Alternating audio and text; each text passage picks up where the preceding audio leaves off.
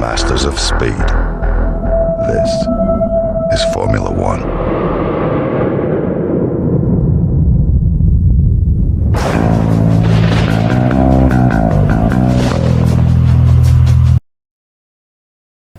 Yo guys, welcome back. Hope you're good, hope you're well. It's Jackmaster Flash. Let us go and do another setup video with Mercedes, Lewis Hamilton, starting P6. Let's go. So you know the drill by now. It's 5 laps to show you what the setup is like.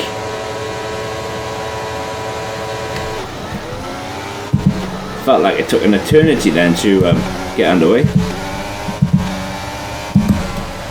Oh, I'm getting hit by the Ferrari. Just turned in.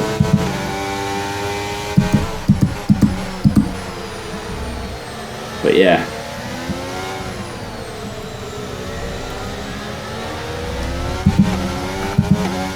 Like I said, these cars are absolutely rapido at the start of the races. But you would have found that out yourselves by now. Not just you know, on 5 lap races, they are rapid. You know, Grand Prix, my team. They also there's 3 times in a race where the AI uses their battery. That's first lap, on the lap that they are about to pit, and on the last lap. Track that one there, I didn't realise. Okay. These guys are all fighting, which is good. I like it when they fight.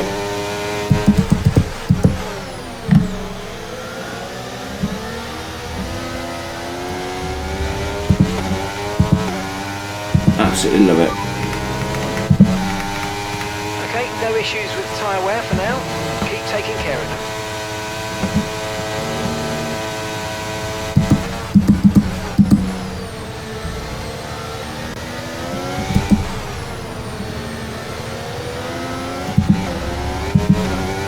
Try and get Russell into turn 4, I think, is it?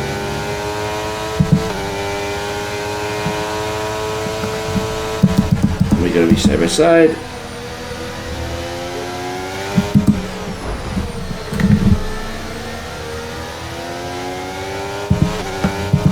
Alright then, he's going to decide to yeet me into oblivion. We passed though.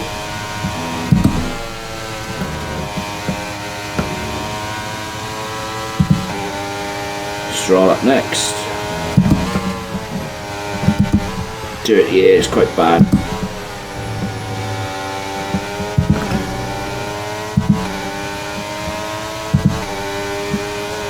Light work.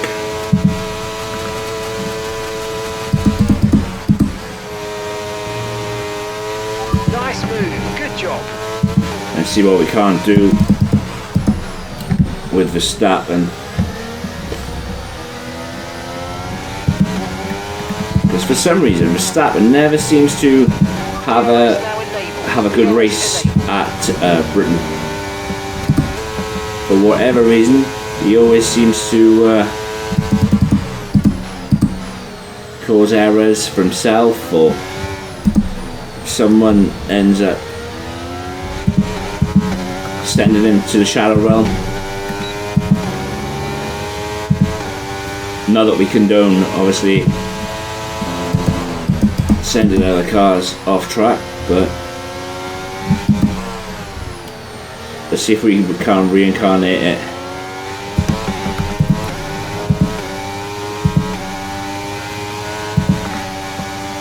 Oh, we've seen this before.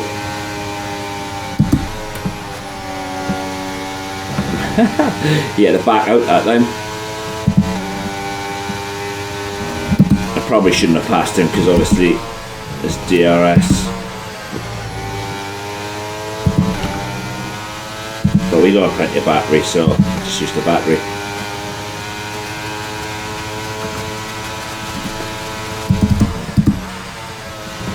Absolutely love Silverstone. It's probably in my top 3 circuits. Spa, Suzuka.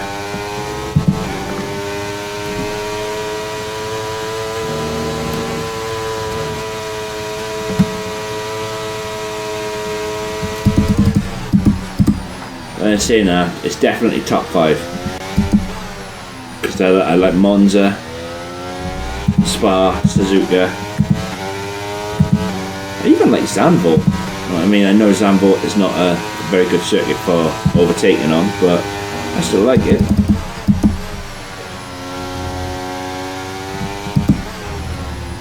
But obviously, it's Silverstone this weekend, so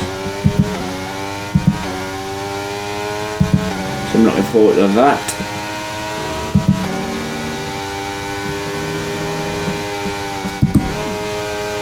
This car feels absolutely awesome through these corners though. Cops, maggots, faggots. Feels absolutely pinned. You know, you do struggle dirty air through the corners. You know, that's natural, but it's really good. Tyre wear is pretty cool as well. And I know we've already done 5 laps, you know, and it's got a percentage, but I mean, you can see just on how much the tyre rises and the surface temperature of the tyre rises. Okay, mate, final lap. Keep your concentration and let's bring it home. Could probably do with increasing the tyre pressures, to be fair, as well. But the last thing you want around Silverstone is the tyres to blister.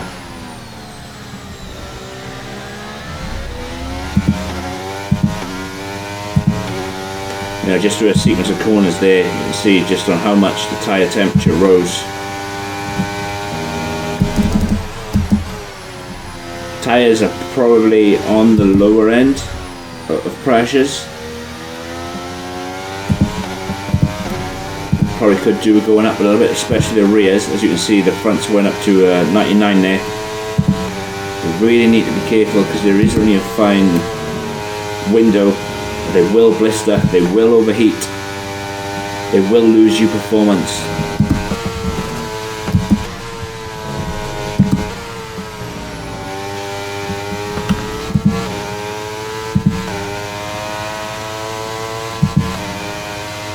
But it's all good.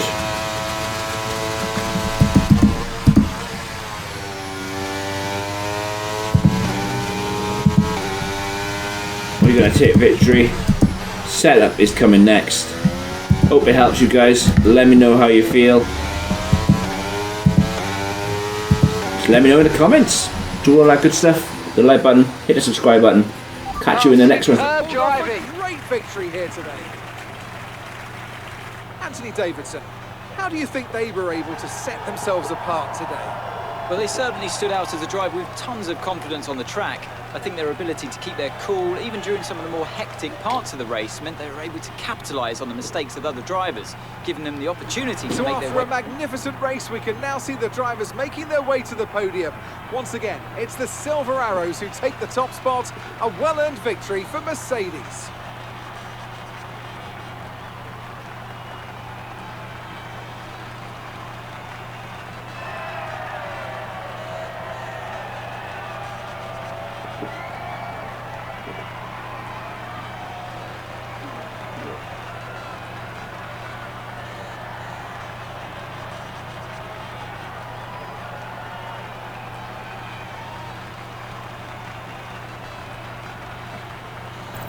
Let's focus on the driver of the day, Anthony Davidson.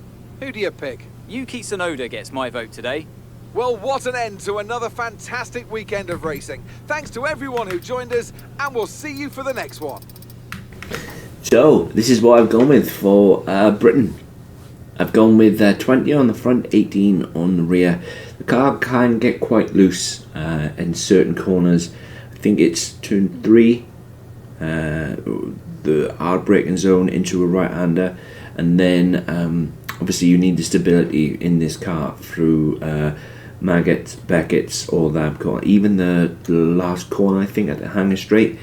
So I've gone with this configuration for the wings. You could invert it if you want to. You could do 18 on the front, 20 on the rear. It works just the same. I tried both, but gone with 20 on the front, 18 on the rear. You know, I keep saying it's your setup, guys. You play around with it. Like, as a base setup, it's absolutely fine. But yeah, so I've gone with 55, 51 on the diffs. On diff is 55, off diff is 51. You can take it to 60 if you like. That's entirely up to you. You can increase this by 1. But yeah, I've gone with 55, 51. You know the drill by now. If you've watched any other of the setups, until everything gets changed, it's going to be right, left. So -250, -100, 000, and then 0.10. Suspension. This is a little bit tricky, a little bit difficult for me, as I'm trying to work out many different combinations, and this is kind of the one that I stuck with because it just made the car feel a lot better. So I've gone with a 34 front suspension, rear suspension of 16, front anti-roll bar of 4, rear anti-roll bar of 9, trying to make sure that the rear was as stable as possible, because like I said, through the I think Laffield, which is the right hand hairpin, it can get a little bit squirrely out of there, so I wanted some stability in the rear, and especially at high speed through Maggotts and Beckett's, because obviously that's where you need it the most, and a little bit of turning as well. And yeah, I've gone with a pretty low ride height, because there aren't any curbs really that you need to maneuver the car over, so quite a squatted, quite a low to the car to the ground car. But that's what I've gone with. Again, you know, if you prefer a firmer or a stiffer front end, increase the suspension, and then you could invert the roll bars to give you a better stiffness. So you could increase this and run something like that. But for me, I prefer, you know, as much as I like a firm, stiffer front end, in some circuits you need a stiffer rear to stop that pendulum effect. So this is what I've gone with. Brakes, going with 100% on the brake pressure and 56% on the front brake bias. Again, if you are running ABS on, you don't need to worry about this, but for those guys who are running ABS off, that's what I find. I do know that some people run as low as 54%. I'm really struggling. I'm not gonna lie, I am struggling to stop the car from locking up, and I will change it during the race, you know, during a multiplayer race. But and again, as tyres wear, you can obviously increase, you know, by putting it rearwards, but I'm struggling a little bit under braking and whatnot, so I'm on 56. Tyres, I've gone with 23.0 on the front and 20.7. To be fair, the tyres, they only get warm really when you're going through corners. Yes, Britain, Silverstone has quite a few corners to go around. However, you do lose surface temperature in the tyres very, very quickly, especially on the straights. There are 1 or 2 straights that you will lose. So like your tyres will increase above 100, but then they'll quickly drop down to about 96, 97, and then stabilize. So that's degrees. So yeah, that is the setup. This is what I've gone with. Hope it helps. Hope it works for you. Remember, if it doesn't work for you, let me know in the comments, and I will try and get a working setup for you. Everybody that I've spoken to has come back and said that the setups are good. So yeah, long may it continue. Remember to do all that good stuff, like hit the like button, hit the subscribe button, and I'll catch you in the next one. Take care, guys. Peace.